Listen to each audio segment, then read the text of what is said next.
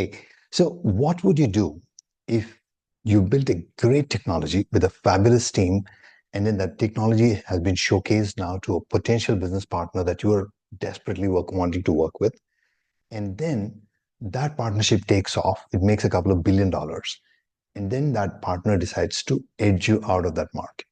So you come out, you dust off, you start again, and then you build another technology. Then you go to another partner, then create another $1 billion business.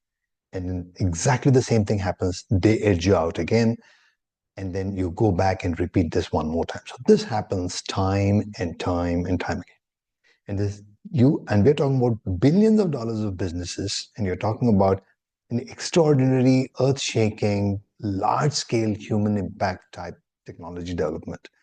And then you get edged out. And this happens all the time. And then you go back and then you find a completely blue ocean where no customer is there, no competition is there. And then you create a brand new product yourself. And then you become Nvidia. So that's the story of Nvidia. And the reason I wanted to share here this particular story was a couple of things. Number one is there are not that many examples of stellar successes that have built over the last 30 years and then have gone through this type of a crisis and then come back and reinvent the wheel. This is important for two reasons. Because number one, I believe the number one trait of a startup that really makes it and stays at the top for some time is resilience, which you will see in plenty with Nvidia. Number two, and this is something that I think one has to think about, is that most startups at various times, including me, I've done this mistake, we all did this mistake, is that we tend to think that establishing a solid B2B relationship with a large player is the end of the game and then we are taken care of. This is definitely not true. And it's part of the reason I brought this up. These slides are a summary. We just have like 4 or 5 slides, and they're a summary of the summary that was presented by Jensen in the Caltech graduation ceremony, where he talked about his entire last 25 years or so, 3 or 4 minutes. I just picked up that part of that presentation and converted them to slides, which is what is here. So enjoy this.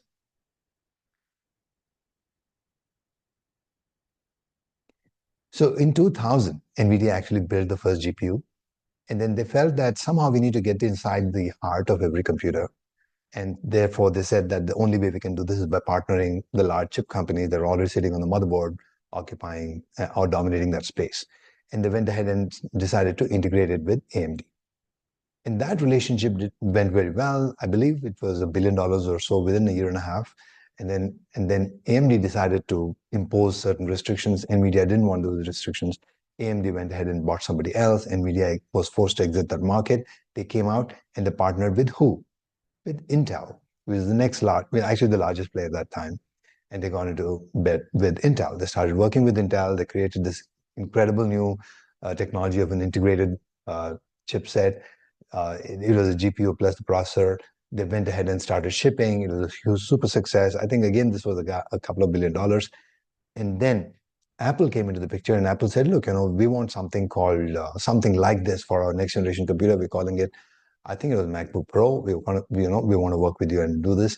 So Nvidia started working with Apple. Intel didn't like it. Intel exited the contract. Nvidia was pushed out. And then repeat this activity. And Nvidia finally went and sought partnership with ARM. And ARM was the mobile king. And as you know, that was the first SoC that came out. And they started working on the ARM processor, and it became the first mobile SoC. And exactly at that time, Google came in and sought a relationship for the upcoming Android. And as you know how it goes, they started working with Google, and immediately Qualcomm was impacted. Qualcomm didn't like it. They said, look, we don't want you to work with them.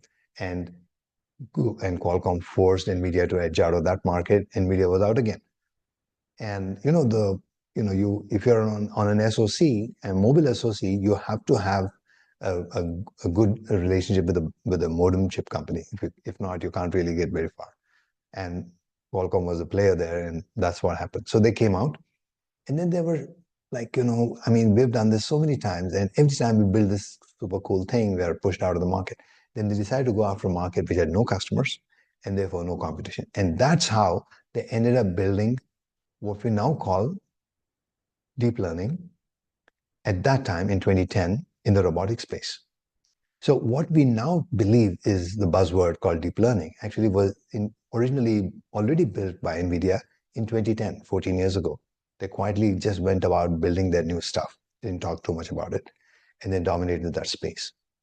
And this was their big invention and the big success, of course, just before the AI factories they're now building. So the point I'm making is some of the big strengths of successful startup, the number one is always resilience. They'll never stop. They'll never give up. I want you guys to be the same. If you are a startup and you have something really cool, don't give up. There will be enough and more hurdles along the way to whatever you need to do to stay there. So, and the other things that one needs to keep in mind, of course, number one is, you have to continuously innovate.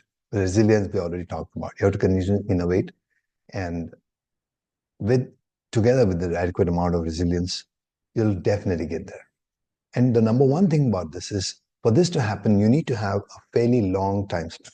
You can't think of by 2026 December, I should do this, otherwise I'm out. Life doesn't work that way. Your 2026 goal may happen a million times of that size, but it may happen after 10 years. Stay in the race.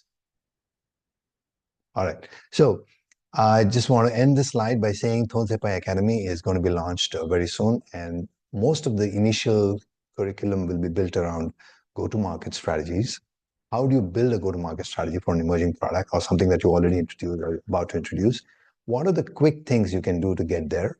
How can you get it right? How do you define the customer profile? How do you get an AI strategy in place so that you can actually go to market at the earliest? What should be the messaging? What should be the branding? I'll cover all of that, and it'll be a super interesting set of courses. Don't miss it. I'll also be adding a webinar every week for free. I want you to come in and then create the buzz for how to make your product and your journey successful. I'll see you later. Take it easy and all the best.